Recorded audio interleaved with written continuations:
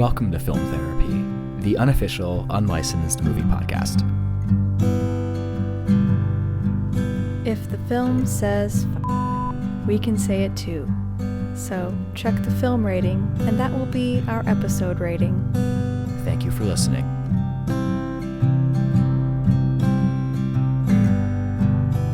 Hello, welcome to Film Therapy. Welcome. It is the therapy of cinema.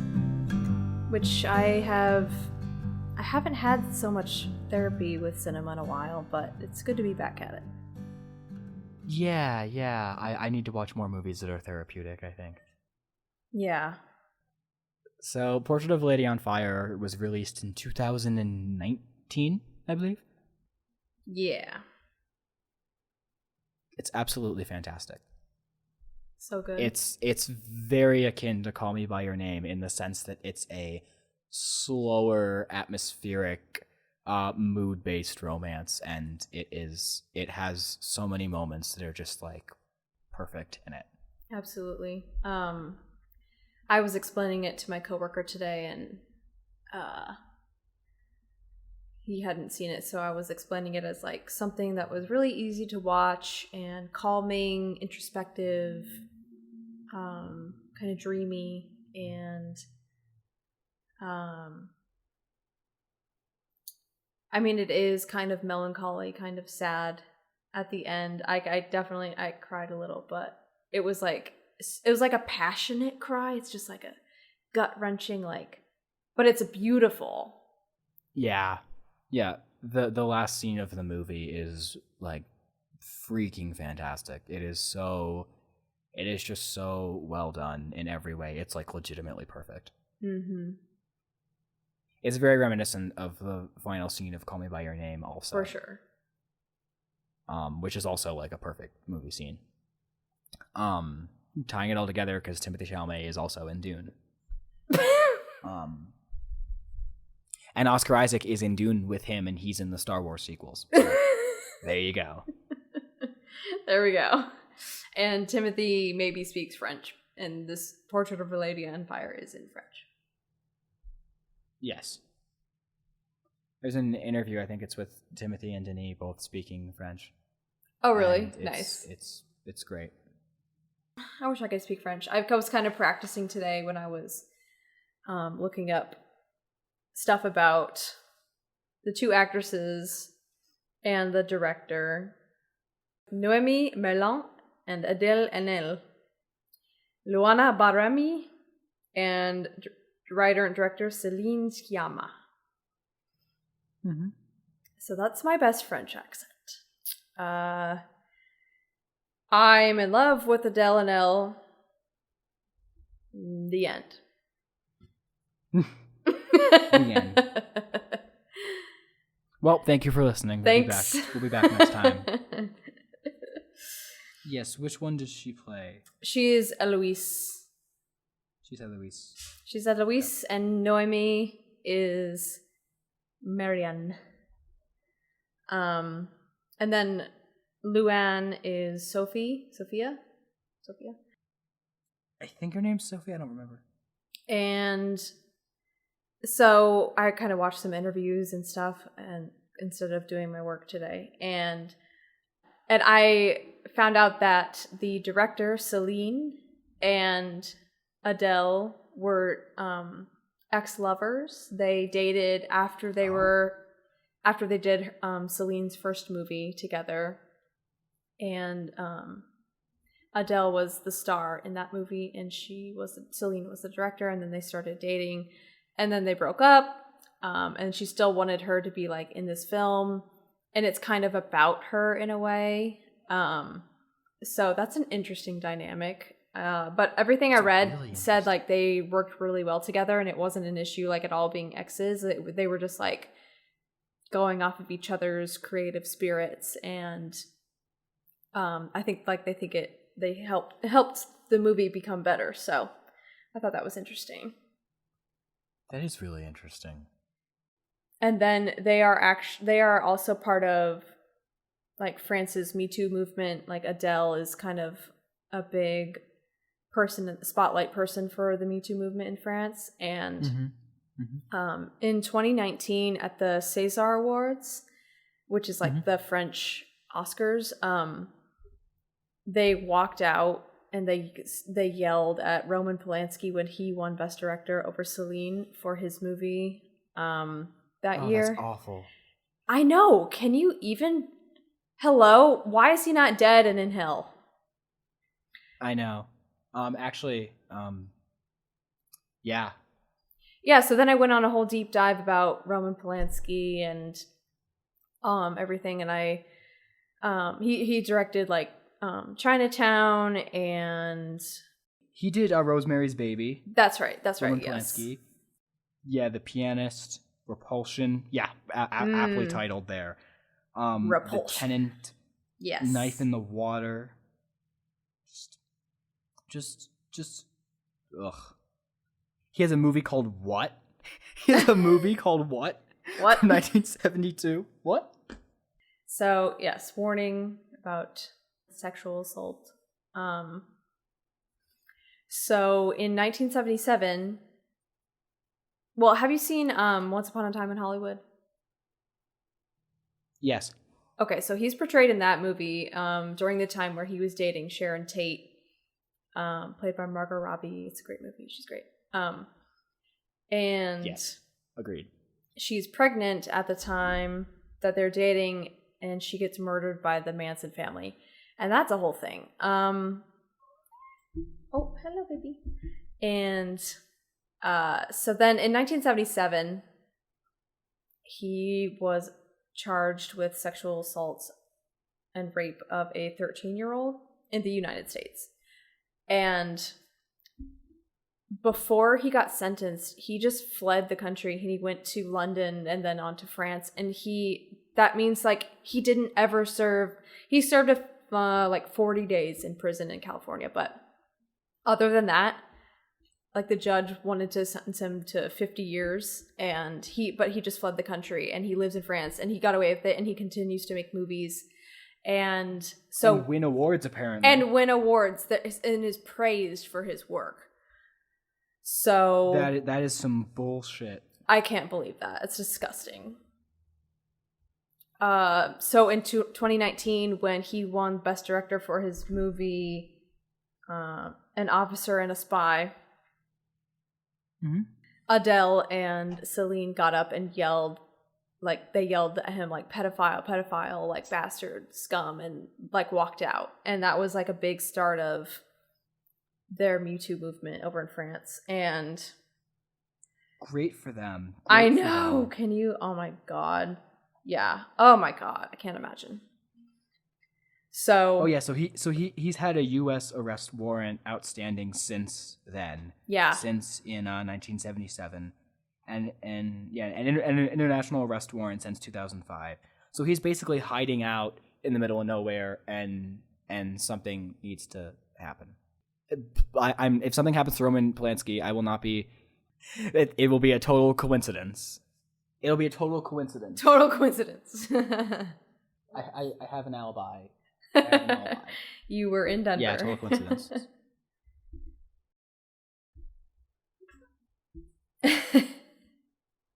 So whatever movie that Celine should have won for, in my mind, is just going to say... It was this one. It was Portrait of a Lady on Fire. Wait, so she would have won for this movie when Roman Polanski won. Yeah. That is awful. Yeah. That is unforgivably awful. Mm-hmm. Like fuck that. Mm-hmm. That's awful. Mm-hmm. Yes, Celine, do what you did. You know, like do more. Yeah. You know? Yeah. Especially like with this movie, it just makes such a statement, and to not win to him is just gross. Well, what needs to be happen is he should be put on a plane and taken to the U.S., and as soon as they land, they arrest him. Mm-hmm. And he spends his remaining years in jail. Mm-hmm. I can't believe somebody has... But, in France, kind of like when we were talking about... this episode never got aired, but when we were talking about Nausicaa and yeah, the age of consent. France recently, in like 2015, decided on an age of consent, and that is 15 years old. And before that, I don't believe they had one. So there is that. But she was raped, so that's not an excuse for anything. No. Okay, moving forward. I would like to talk about, it's still kind of a darker topic, but I want to kind of segue Sure, by all means. into like the abortion topic in this movie. Okay. Because I was really curious about it and how it kind of related to the story and how Celine wanted it to come across, and I kind of read about it, and she said she wanted it to be like just the empowerment of women being able to do what they want. She doesn't give a reason why. She doesn't mention the father. Marianne just asks her, do you want the child? And she says no. And that's it. Then they're trying all these techniques to like try to get her to miscarry, like working like a strenuous exercise, and I think like steaming some herbs, and she was like hanging from her arms, and they were stewing onion, stop it. And so I was kind of interested in what they were actually trying to do. And there's like several herbs that people used to use back in the day to, that were abortifacient herbs, such as pennyroyal, rue, Italian catnip, savory, sage, soapwort, cypress, white and black, hellebore, and pennyroyal. And then there's this other one that's like called sativa. Kind of crazy shit. Abortion for a long time was not illegal. Then one day it was illegal, but it was like kind of like really common in the 17th or 18th century and before that even. Then I was curious. I was like, well, what is she actually doing when she's in her like the midwife, assumedly a midwife / abortionist woman's cottage, because she's tried all these things and she still has to go to see this woman. And some of the articles I read were like, sometimes they would make you like lay on really hot bricks or like pump water up into the uterus and kind of like flush it out. And so I'm wondering like what they were actually doing. There was one instance of this woman who just like jabbed a metal object up there, and then that's how she did it. I'm like, oh my god. So anyway, I just kind of found that interesting. But no, it is really interesting. That whole scene though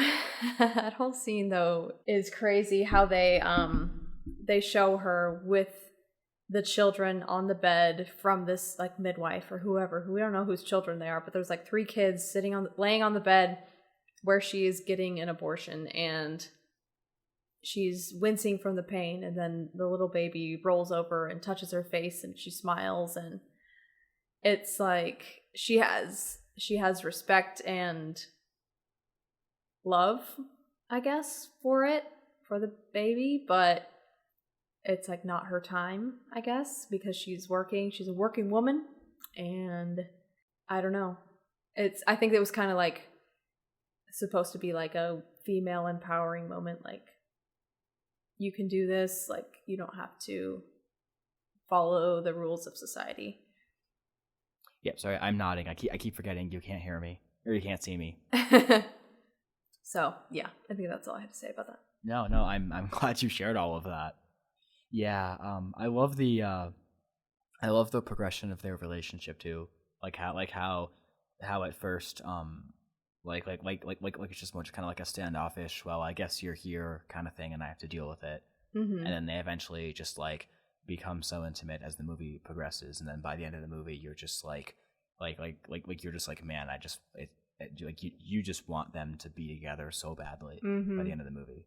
Yeah, it's really great. It's how the way she looks, and she's Marion is hired to paint Eloise without her knowing because she doesn't want to be painted. So Marianne is just looking at her the whole like first act of the movie and studying every feature. And then I told Jake when we were watching, like, it makes me feel like I am Marianne and I am studying every feature of Eloise as if I were to draw her. And you really pay attention to all of that because that's what her mission is. And it just makes it so, I don't know, so artistic and intimate, I guess, right away. It sounds beautiful. Oh, it is. It's really poetic. It's very selective, I guess, about what we see, because it's more just like, you know, like it's more just like the two main characters and like, you know, and then Sophie's there too, and then it's just like that's the majority of the scenes we get, other than Eloise's mother, right? Yeah, that was her mom, right? Yeah. And then we get like brief flashes of other people, but it's mostly just those four characters. It's very like selective with like what it shows, and a lot of the shots are like super like close up, or they're just like wider shots, and you're seeing the whole room, and you know, so it's almost like they're going for every frame being a painting, but then there's also like these super like detailed close-ups of the main actresses, and it's just like it's so well done. Yeah, absolutely. In one of their interviews, they described it as a sorority, and it clicked for me then. It was like, yeah, this is like a sisterhood movie. All the women are together, especially when they're at the scene at the fire. And all the women are there. Like, what even is that? I don't know, but it seems like a hell of a time. Yeah, what was that scene? Yeah. It's like that's what I imagine like a witch coven full moon meeting to be, is like something like that. Yes. I think that's probably why I like it, but it's they all start like doing this creepy humming noise, which is like, okay, that is creepy, and I feel like that was also in The Witch, like that movie The Witch, like that type of unharmonious tonal humming singing, but then it turns into a beautiful song and they all start singing together, which is super great and magical. I love that scene. Yeah, it's great. I kept thinking like, oh yeah, this is my favorite scene, and then the next scene would come. I'm like, oh no, this is my favorite scene. And then, oh no, this is my favorite scene, and that was one of them.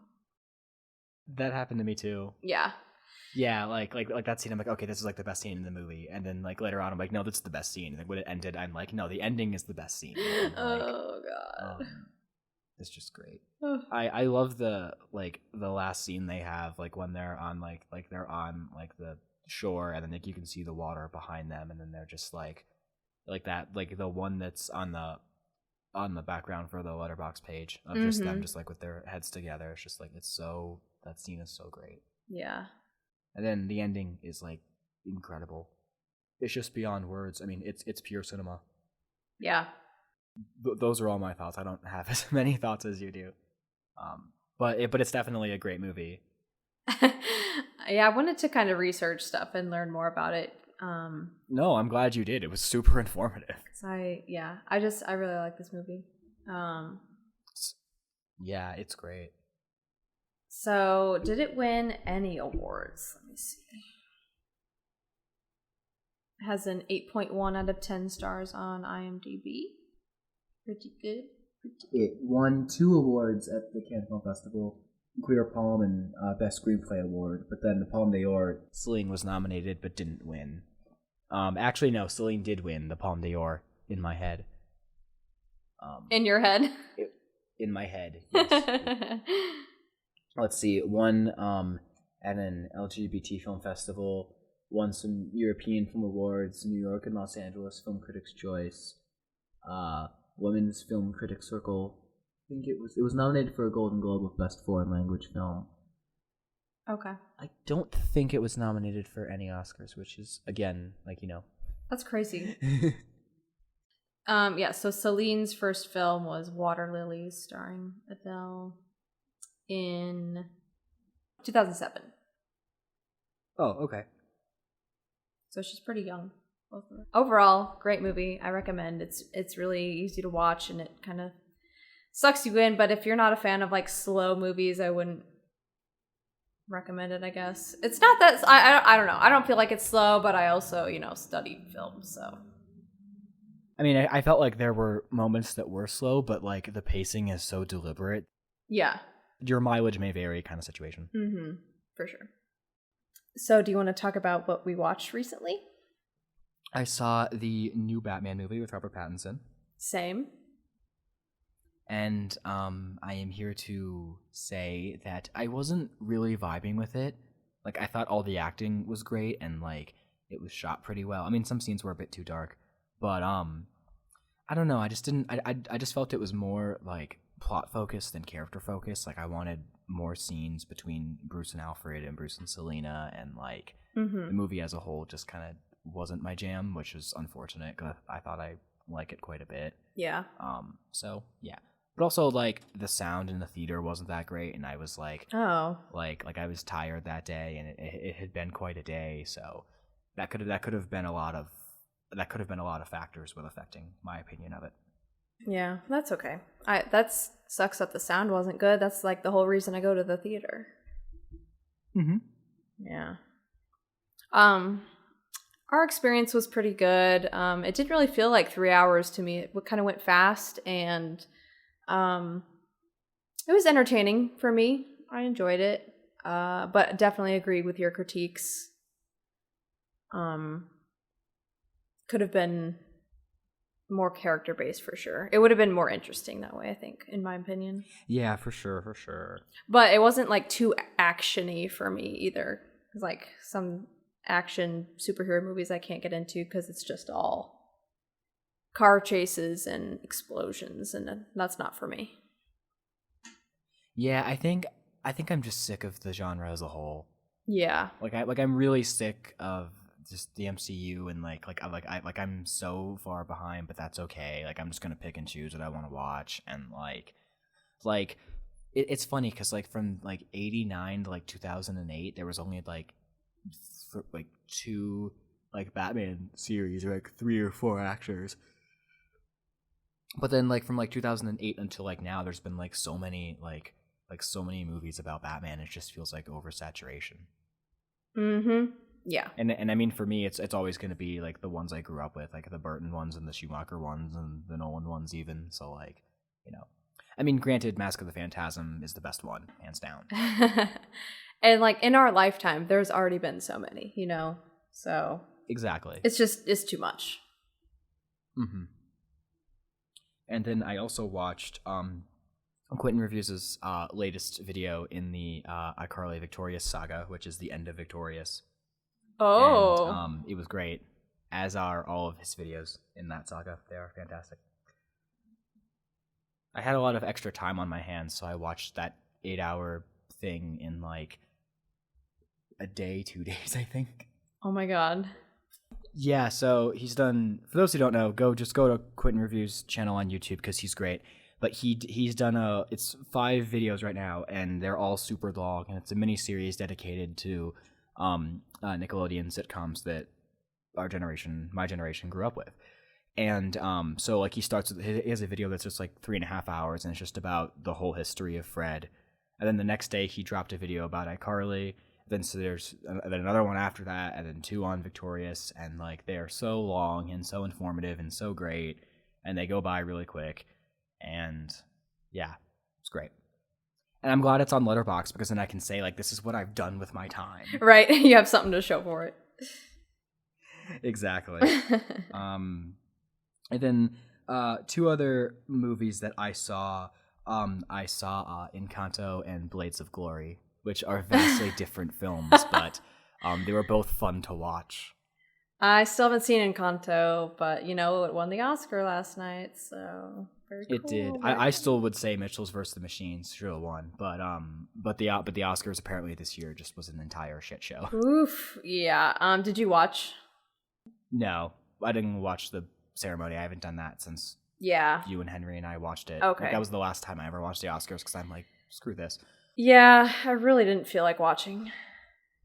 but I have seen the most popular clip. Yeah, so we just watched Twilight last night. Oh, amazing. Instead. That's a good of the way Oscars. to avoid the Oscars. Even though Miss Kristen Stewart didn't win anything, but Yeah, so we also watched, Emily and I watched Risky Business and Dirty Dancing. nice. Oh, it's because she hadn't seen either of them. That's awesome. What did you think? Did you like They were them? so good. They were good. Good. Yeah. Dirty Dancing is like up there with one of my favorite movies now. Yeah, I figured you'd like that one.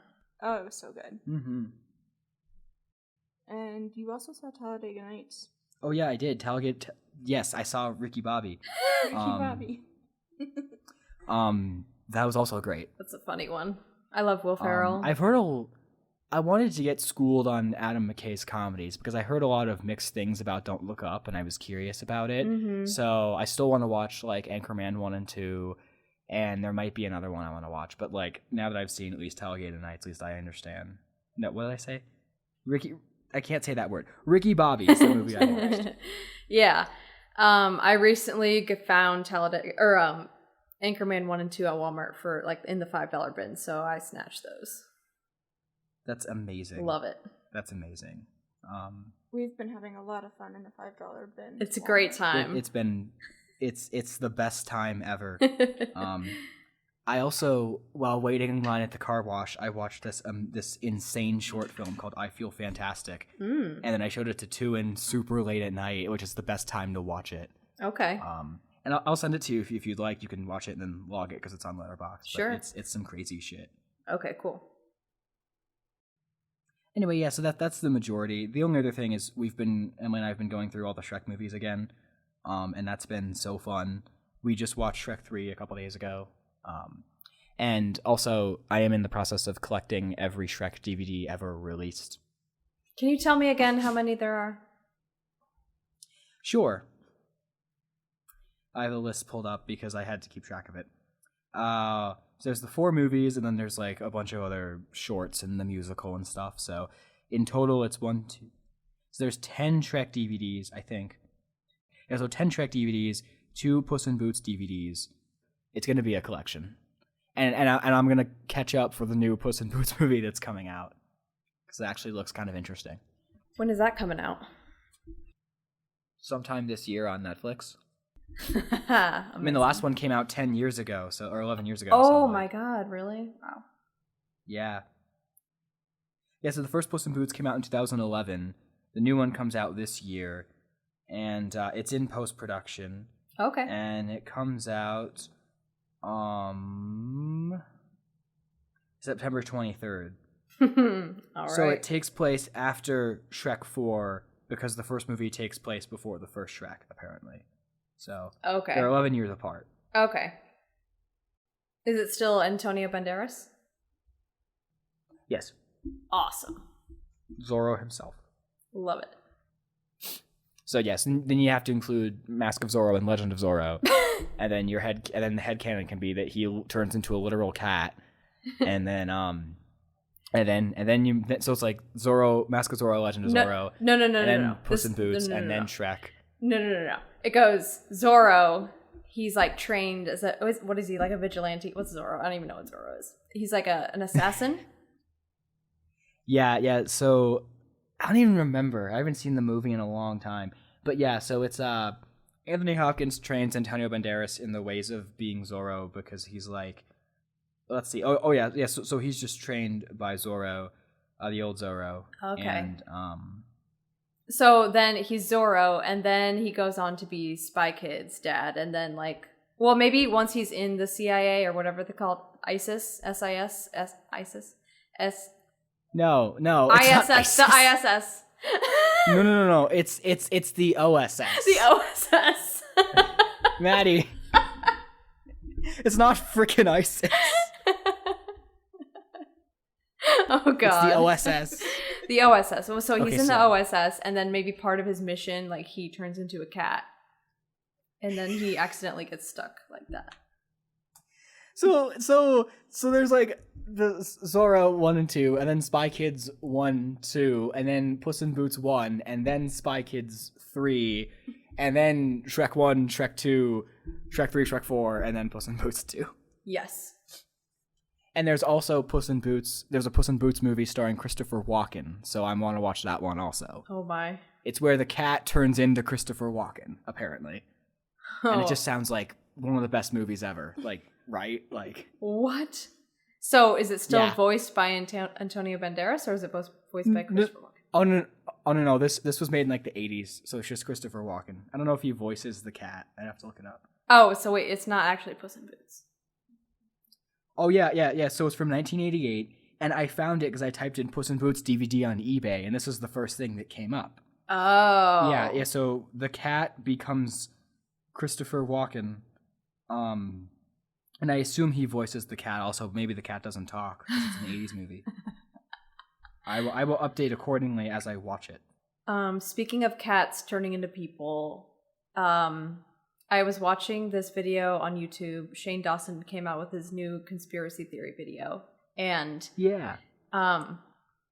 he was talking about like how technology kind of is psychic and knows what you're thinking because it'll give you ads and stuff for things that you haven't even said out loud and stuff like that. Mm-hmm. And they show this clip of this guy who he was like baffled by this thing, and he's like, so one night I was laying in my bed and I was like thinking to myself, okay, what's that movie where like people turn into cats turn into people, and they kill each other and they're like evil and whatever. And then he didn't even say that out loud, but then in the morning on his YouTube channel there was like a recommended trailer for Sleepwalkers, and like, would you like to rent Sleepwalkers? And he was like, yeah, that's the movie I was thinking of, but like nobody even talks about Sleepwalkers, nobody even cares about Sleepwalkers. And I was like, I do, and I know somebody else who does. Yeah, me. It's the best movie ever made. It was so funny. I mean, like, if you want to hear more about Sleepwalkers, go listen to our episode on it or go watch the movie first of all, because it's absolutely glorious, Yeah. and then go listen to our episode on it, where we just praise the everlasting heck out of it. Yeah. Yeah, so I think that's pretty much it for what I saw. What did you see, Maddie, Okay. recently? So Noah and I have been going through the Star Wars movies. Okay. I'm treading carefully here. As of right now, I have an hour left of the Rise of Skywalker, episode 9. Sorry, He Who Must Not Be Named. So far I like it. So that's all I'm gonna say about that. Hang on. What did you think of 6, 7, and 8? I don't know if we talked about that or not. 7's pretty good.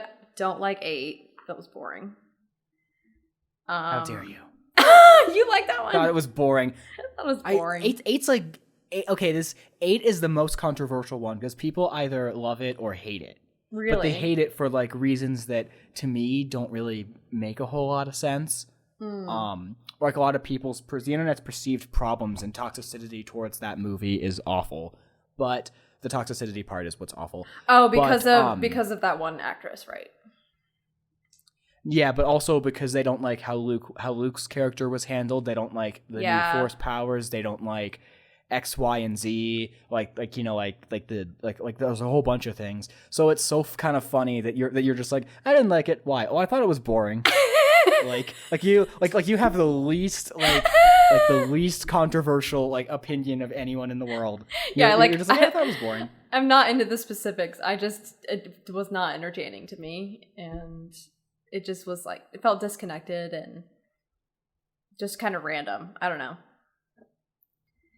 But okay, I want to know what you think of the last hour of Rise of Skywalker because I have opinions on the ending of that film, and I want to talk about it with you. Okay, I will let you know.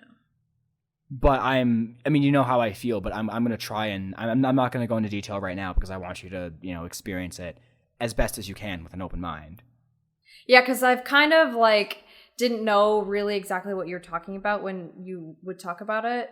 And so now I'm kind of like, oh, okay, now I'll kind of understand what he means. So. Yeah. I can't believe I'm saying this, but finish the movie so we can talk about it. I will. I will. And then I want to read the Duel of the Fates comic. I still want to read that. Ooh, yeah, that'd be cool. Because that's the actual episode 9. Yeah, that's a good idea.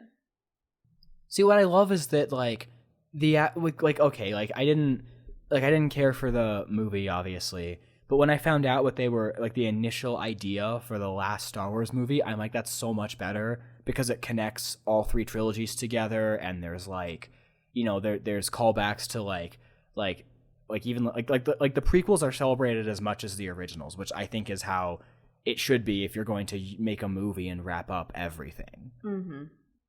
Yeah, if that makes any sense. I agree. Like that's just like the tip of the iceberg, though. For sure.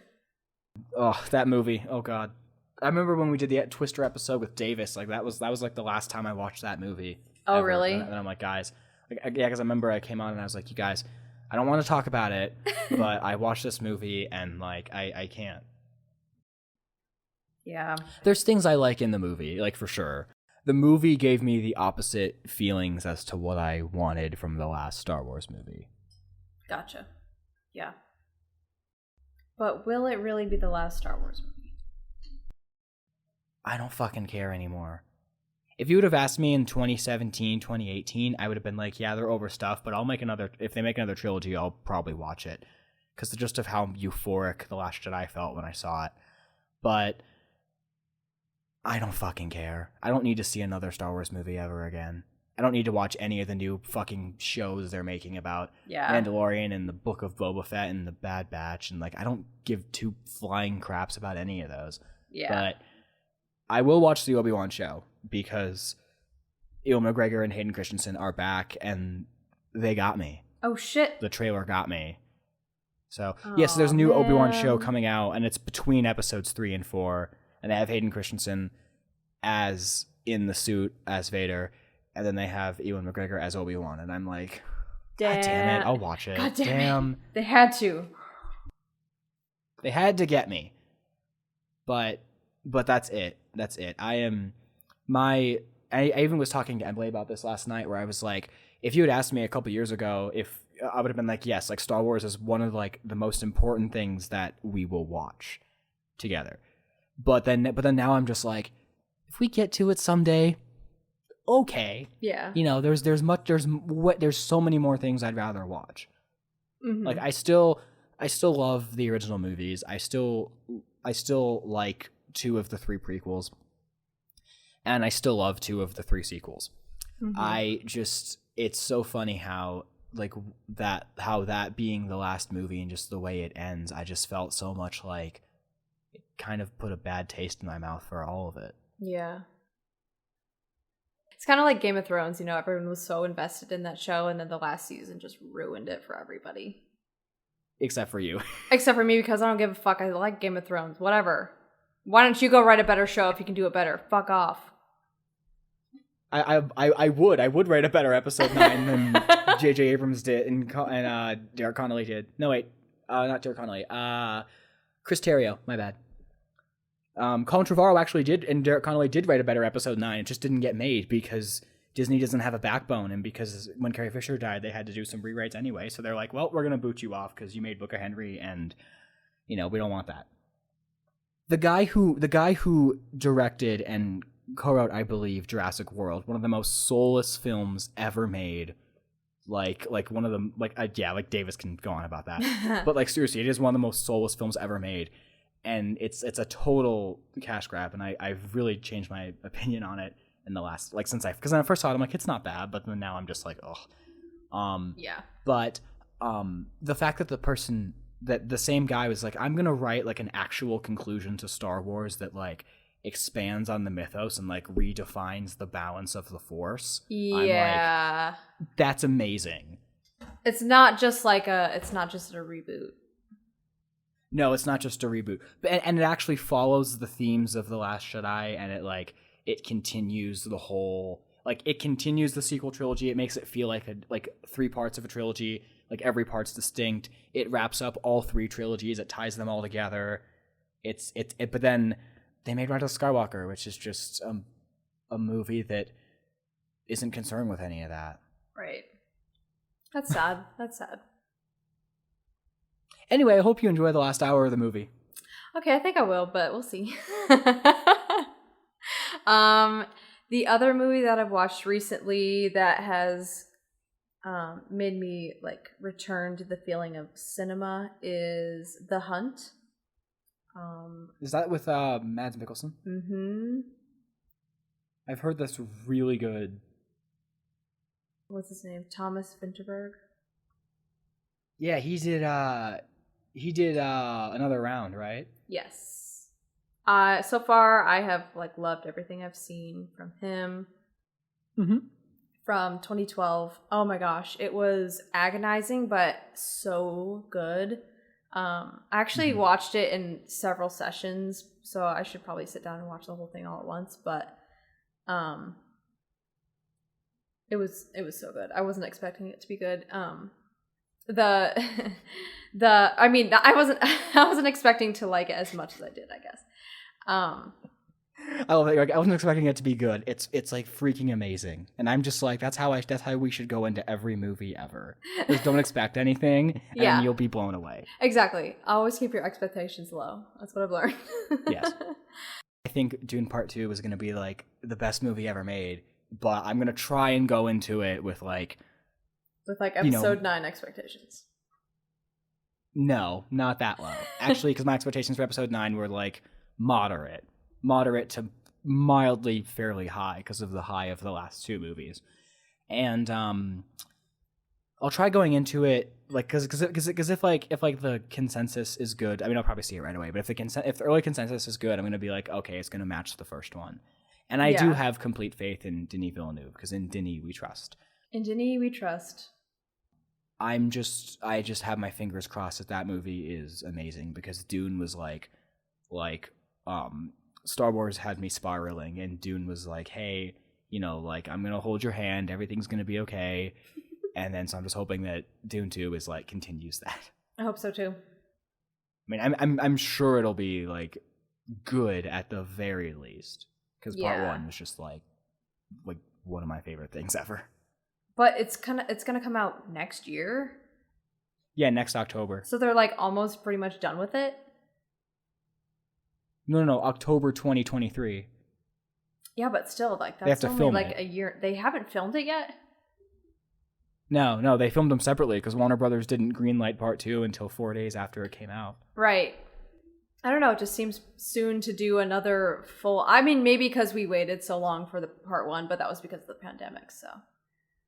Mm-hmm. I guess I'm just overestimating how long it takes, but yeah. Right, and I mean, it is like Part 1, Part 2. Like Hans Zimmer's already like composed a lot of the score, and like Denis had like shots in his head and stuff. I imagine. So I'm sure screenplays like been worked on. Yeah, it's the same creative teams. They're just like they were just kind of waiting for the green light. Now they're like, well, we can just like move forward now.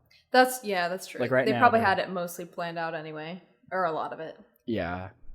Right now they're like casting for the other roles, so they have Florence Pugh in talks to play Yverdon. Oh, right. That would be amazing. And then I want when both parts are out, they should release a cut that's like both parts as one long movie. Yeah. And start it off with Florence Pugh giving a narration and then forgetting to tell us something. And then you still have Zendaya's narration after that because it's a great opening. Okay, you be in charge of that. Sure, I'll message Denis Villeneuve because I have that power somehow. I should just call him up on the phone and just be like, hey, when you make your 5-hour cut of both movies together, just start it off with Florence Pugh talking to the audience for 4 minutes because that will be amazing. Please and thank you. Yeah, please and thank you. Anyway. Okay. How would you feel about doing Suspiria next? The original Dario Argento. I would feel great about doing Suspiria. Is that available on anything? Because Portrait of a Lady on Fire is on Hulu. I don't know if I mentioned that, but if you have Hulu, she's on there. Suspiria from 1977, directed by Dario Argento. It is on Tubi for free, but I assume that has ads. I will probably be watching from there. Yeah, me too. Okay. So if you have access to Tubi, which I think a lot of people do, if you have a Roku or a PlayStation or something, go ahead and you can check it out there. It's the original 1977 Dario Argento film Suspiria, and we're going to be talking about that next time. So Yay. Until then, just keep therapizing. Keep therapizing, everybody.